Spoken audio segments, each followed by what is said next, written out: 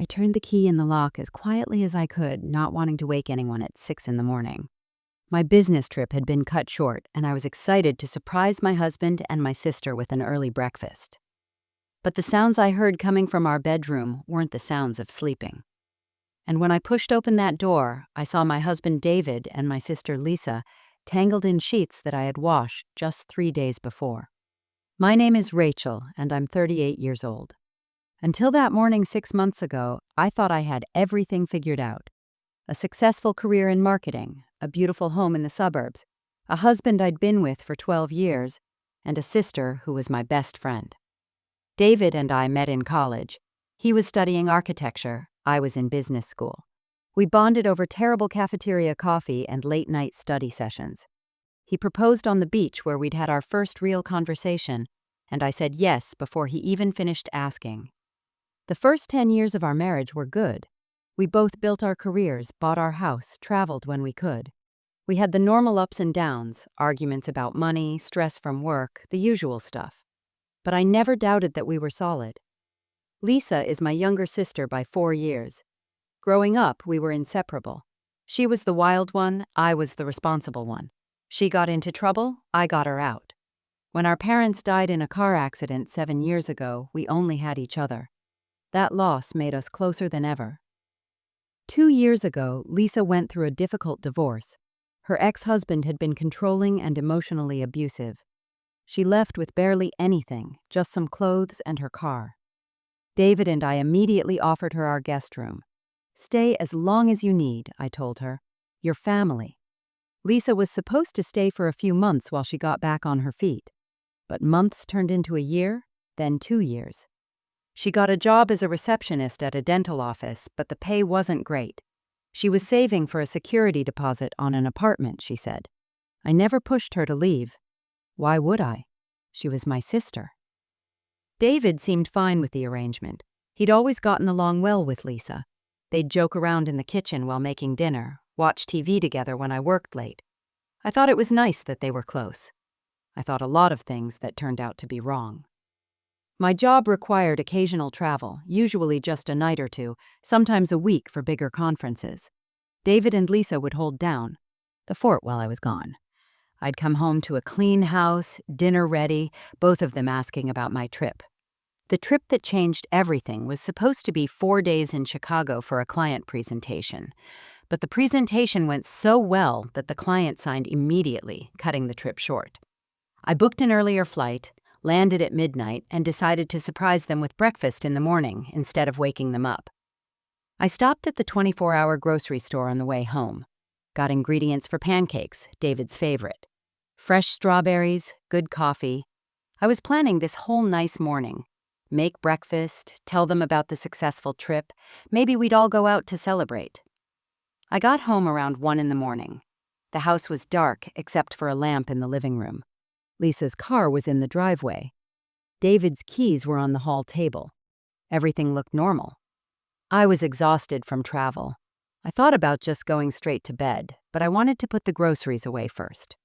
I moved through the kitchen as quietly as I could, trying not to wake anyone. That's when I heard it, a sound from upstairs. Not quite talking, not quite... And then I understood what I was hearing. My sister's voice.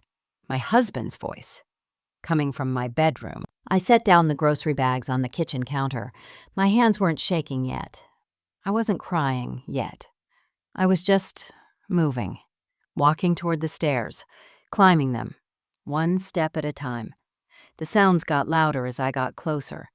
There was no mistaking what they were, and there was no mistaking the voices. Our bedroom door was slightly open. A crack of light spilling into the hallway from the lamp David always kept on his nightstand. I could have turned around, could have gone back downstairs, pretended I never came home early. But I didn't. I pushed the door open. The first thing I saw was clothes on the floor. David's shirt, Lisa's dress, the blue one I'd bought her for her birthday. Then I saw the bed. David was on his back. Lisa was beside him, her head on his chest. They looked comfortable, familiar, like they'd done this before, many times before. Lisa saw me first. Her eyes went wide. She sat up, grabbed the sheet, opened her mouth, but no sound came out. David turned his head. For a second, maybe two, he just stared at me. Not surprised, not panicked, almost resigned, like he'd been expecting this eventually. I didn't scream, didn't throw things, didn't do any of the dramatic things you see in movies. I just stood there in the doorway, still holding my purse, and said, "I came home early." "Rachel, this isn't—" "Don't. Just don't." David finally sat up. He didn't try to cover himself, didn't rush to explain. "How long have you been home?"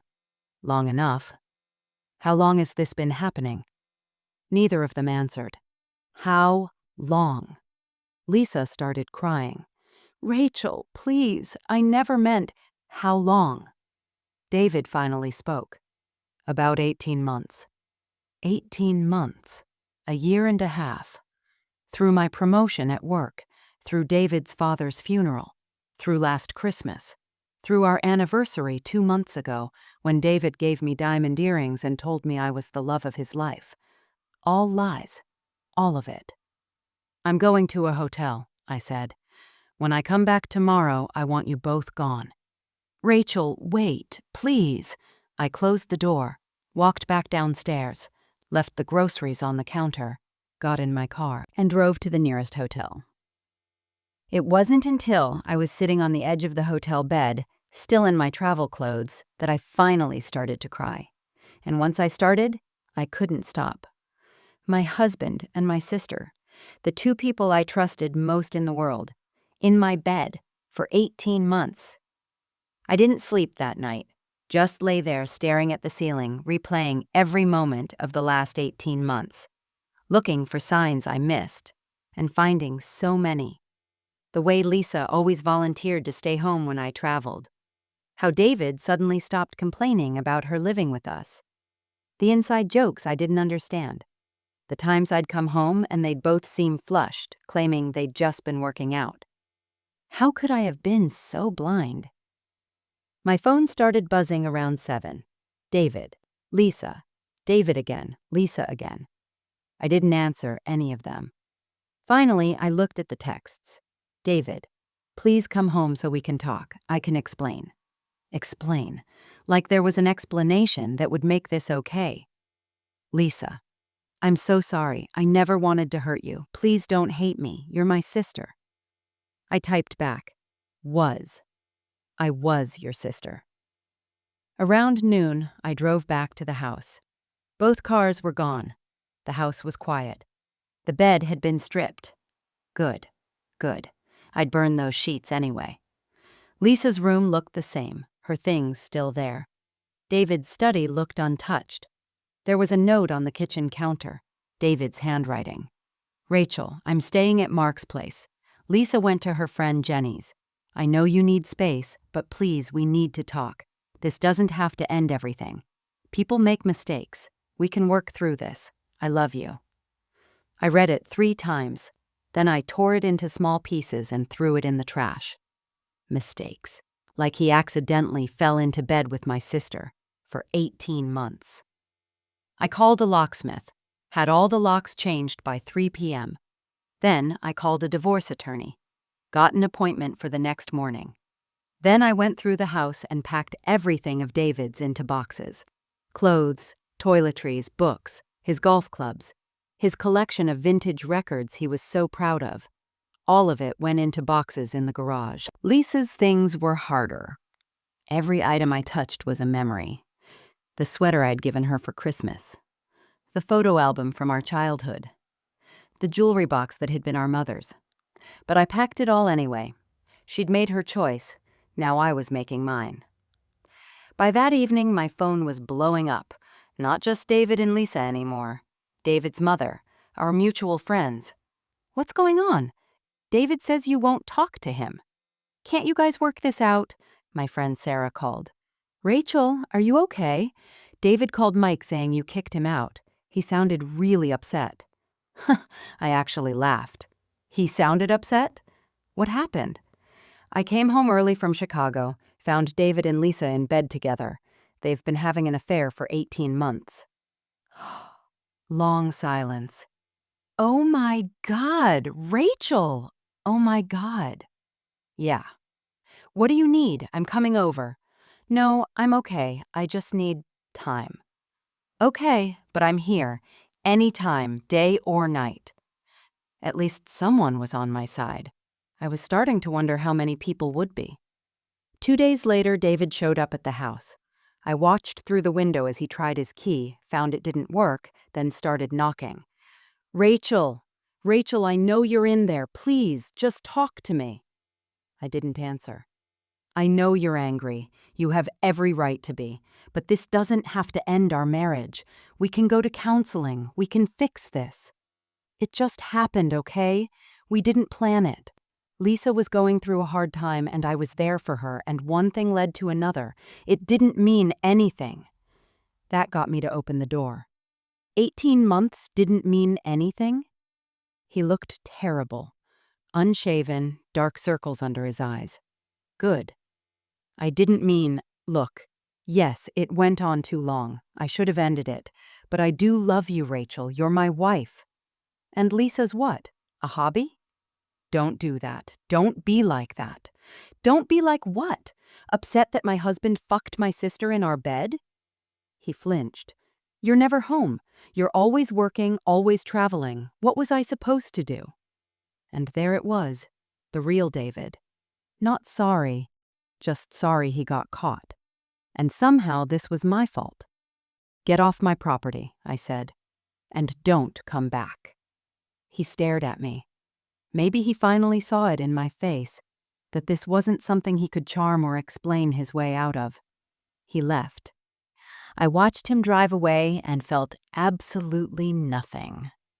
The man I'd loved for 15 years was gone. Maybe he'd been gone for a while and I just hadn't noticed. A week later, I was sitting in my lawyer's office. His name was Richard Martinez, and he specialized in divorces. He was about 50, with kind eyes and a no-nonsense manner. We went over everything: the house, the cars, our bank accounts, retirement funds. Massachusetts is a no-fault divorce state, he explained, which meant the affair didn't matter legally. It doesn't matter? I asked. He cheated on me with my sister for over a year, and it doesn't matter? Not in terms of asset division, he said gently.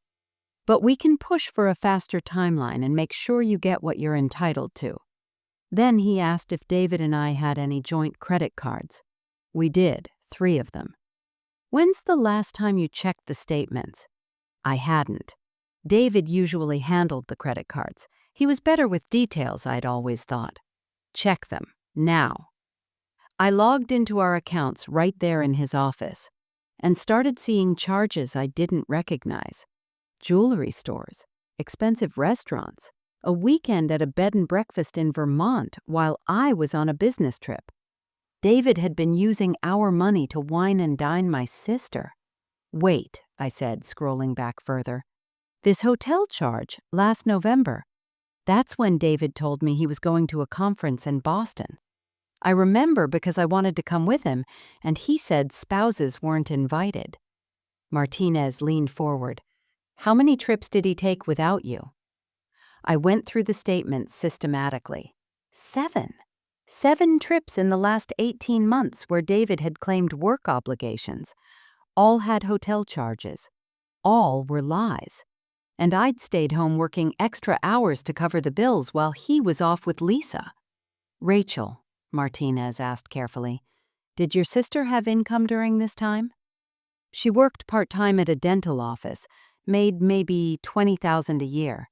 And yet, according to your credit card statements, David spent over $40,000 in the last year and a half on restaurants, hotels, gifts, and entertainment. Where do you think that money came from? From me, from my salary, from my bonuses, from the promotion I'd worked 80-hour weeks to get. I'd been funding my own betrayal. They hadn't just betrayed me emotionally. They'd been stealing from me, laughing at me, while I worked myself to exhaustion to support them both. I walked out of Martinez's office with a plan. File for divorce, freeze the credit cards, separate all our finances, and make sure David didn't get a penny more than what the law required. That afternoon, I called every credit card company, froze the joint accounts, opened new ones in my name only, transferred half of our savings to a separate account. David would find out soon enough. Then I called my boss. I'd been distracted at work, missing details, barely present. I told her I was going through a divorce and needed to take a week off. She was understanding. Take 2 weeks. Sort out what you need to sort out. The hardest part was dealing with our friends. David and I had couple friends, people we'd known for years, and David was already working on them, spinning his version of events. I found out at a dinner with our friends Mike and Jennifer. We met at a restaurant downtown, and I could tell immediately something was wrong. Jennifer kept looking at Mike. Mike kept clearing his throat. "So," Mike finally said, "David called me." "I'm sure he did. He says you won't talk to him, that you're being unreasonable." Unreasonable. "Look, Rachel, we love you both," Jennifer said, "and I know you're hurt, but don't you think you're being a little harsh? I mean, people make mistakes. Marriage is about forgiveness." They didn't know. David hadn't told them the whole story. "Let me ask you something," I said. "If Mike slept with your sister for 18 months in your bed while you were at work and spent $40,000 of your money taking her on romantic trips, would you forgive him?" The silence that followed was deafening. Jennifer's face went pale. Mike looked at his plate. "He did what?" "My sister, Lisa, for a year and a half, while she was living in our house, while I was working to support both of them." "Rachel, I had no idea. He made it sound like it was just a one-time thing that you were blowing out of proportion." "Of course he did." And that's when I understood. This was going to be a battle. Not just with David, but with everyone who wanted the easier story. The one where I was being unreasonable, instead of the one where I'd been betrayed. Lisa kept trying to reach me. Texts, calls, emails, letters dropped. Off at my door, all saying the same things. "I'm so sorry. I never meant to hurt you. You're my only family. Please don't cut me out of your life." One letter was particularly hard to read. "Rachel, we only have each other. Mom and Dad are gone. We're all we have left. I made a terrible mistake, but I'm still your sister. I love you. Please, please forgive me." Part of me wanted to. She was my sister. We'd been through so much together. We'd held each other at our parents' funeral. She was the only person who remembered our mother's laugh, our father's terrible jokes. But then I'd remember her in my bed, with my husband, for 18 months, and any softness disappeared. I finally responded to one email.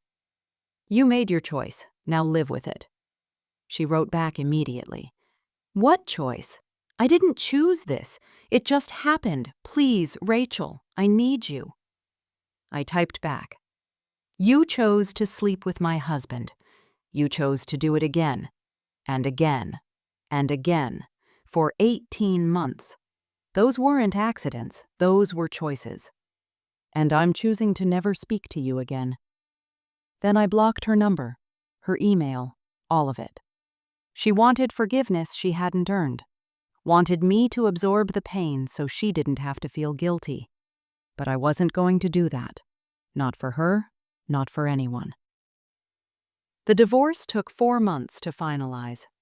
4 months of lawyers and paperwork, and David trying to negotiate for more than he deserved. He wanted half the house, half my retirement account, alimony even though we both worked. My response through Martinez: no. We met for mediation in a gray conference room downtown. David sat across from me with his lawyer, a sharp-dressed woman who kept calling me Mrs. Chen, even though I'd asked her twice to use my first name. David kept trying to make eye contact with me, that puppy dog look he used to give me when he wanted something. It didn't work anymore. His lawyer laid out their demands. half the house value, half my 401k, 3 years of alimony at $2,000 per month. Martinez didn't even look up from his notes. Your client committed adultery with my client's sister while living in my client's house, eating my client's food, and spending my client's money. If we go to trial, a judge will hear about all of that. How do you think that will play? Massachusetts is a no-fault state. But judges are human, and humans don't like people who betray their spouses and steal from them. My client is willing to split assets according to the law. Your client brought nothing into this marriage and will leave with nothing more than legally required. Take the deal or explain to a judge why your client deserves more. David finally broke. This is bullshit. I gave you 12 years. That has to count for something. I spoke for the first time since we'd entered the room. You gave me 12 years of lies. You want credit for that? I loved you. I still love you. You don't betray people you love. You don't steal from them. You don't replace them with their sister. He actually started crying. Please, Rachel, don't do this. We can fix this. We can start over. I looked at this man I'd once promised forever to. This man I'd built a life with. And I felt nothing. Not love.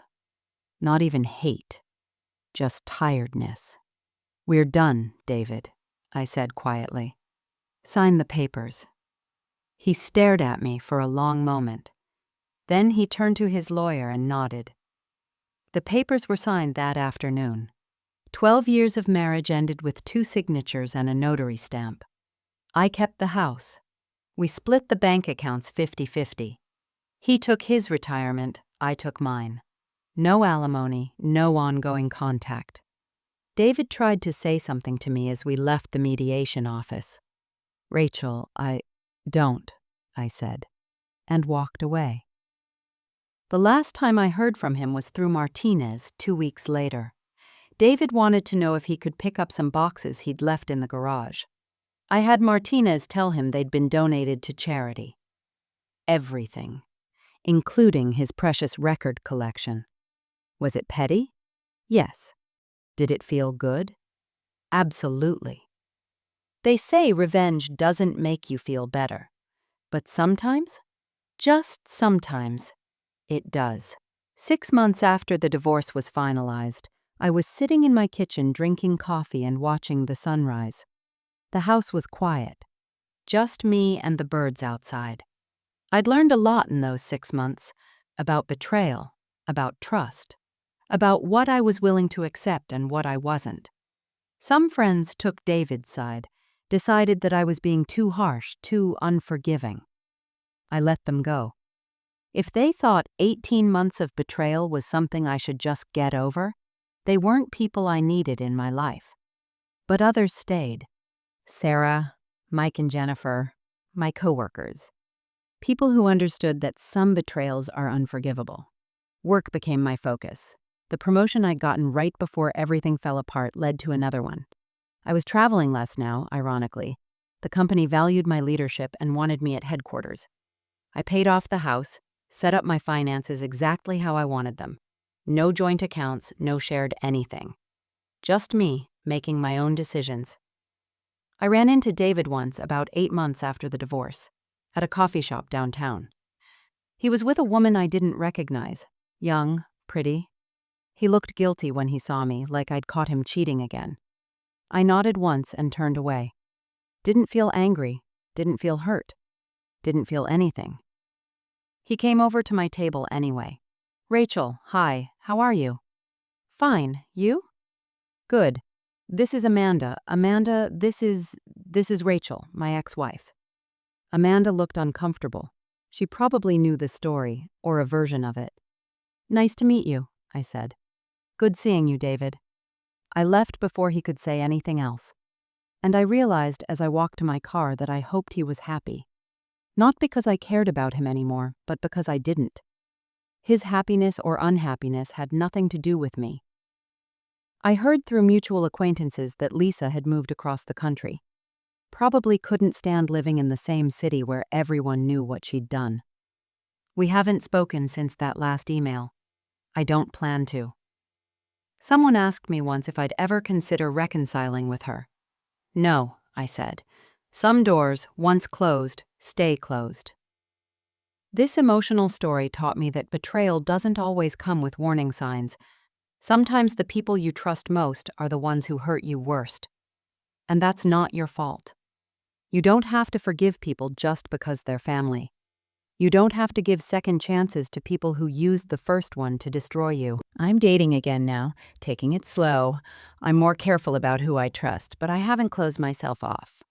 What David and Lisa did was about them, not about me. I refuse to let their choices make me bitter. Some mornings I still wake up angry. That's normal.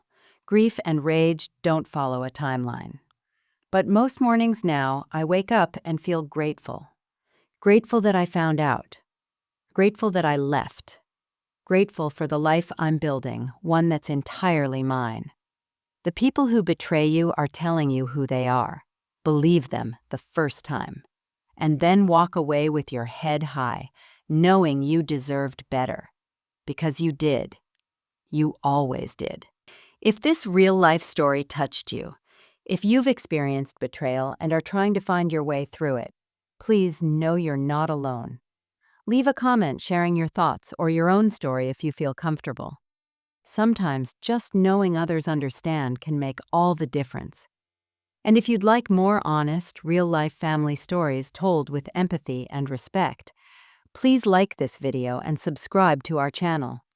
We're building a community here where people can share their truth without judgment. Remember, healing isn't linear, forgiveness isn't mandatory, and moving forward doesn't mean forgetting what happened. It means choosing yourself. Finally, completely, and without apology. Thank you for listening to my story. Take care of yourselves. You're stronger than you know.